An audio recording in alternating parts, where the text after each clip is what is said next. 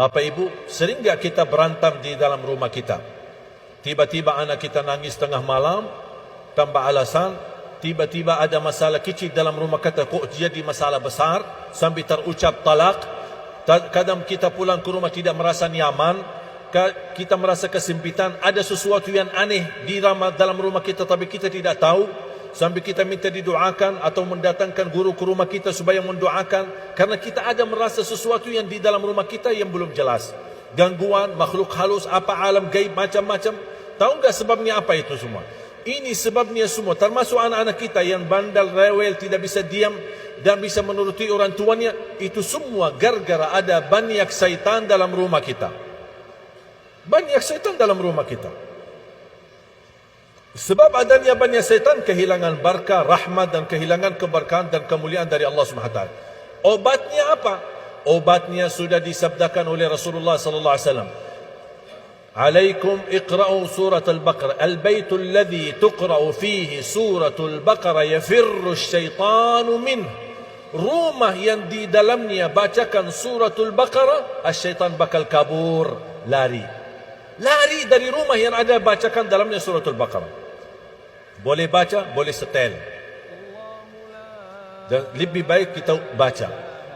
Lumayan panjang suratnya, yang memang lumayan panjang. Kalau tidak bisa khatam dalam satu hari, tak apa-apa, 2 hari, 3 hari. Nanti bersambung sampai selesai. Begitu selesai, ulang lagi, menjadi kebiasaan dan rutin. Saya punya ibu, setiap hari khatam suratul Baqarah. Setiap hari khatam suratul Baqarah. Oleh kerana itu, nikmat. Cuba Bapak Ibu kalau amalkan amalan ini, insya-Allah Allah lindungilah keluarga kita. Akan menjadi nikmat dan harum. Baru berkata, rumahku surgaku, karena keberkahan suratul Baqarah. Jangankan suratul Baqarah bisa membawa keberkahan, satu ayat di dalam suratul Baqarah, ayat kursi. Apa kata Rasulullah SAW? Man qara'a ayatul kursi dubura kulli salatin laysa bainahu wa bainal jannati illa an yamut. Barang siapa yang baca ayat kursi setiap habis salat, tidak ada sesuatu yang mampu menghalanginya, dijamin masuk surga. Subhanallah. Satu ayat jaminan masuk surga. Gimana kalau suratul Baqarah semuanya? Gimana 30 juz Al-Quran? Makanya selalu saya ingatkan jamaah, habis salat jangan tinggalkan ayat kursi.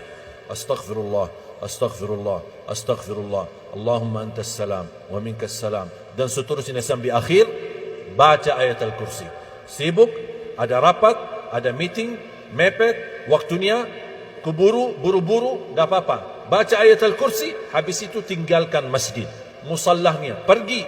Terus zikir yang lain gimana? Tak apa-apa, sambil jalan kaki, naik motor, naik mobil. Subhanallah, subhanallah, subhanallah, terus. Agar kita tetap menjaga. Karena apa kata Rasulullah?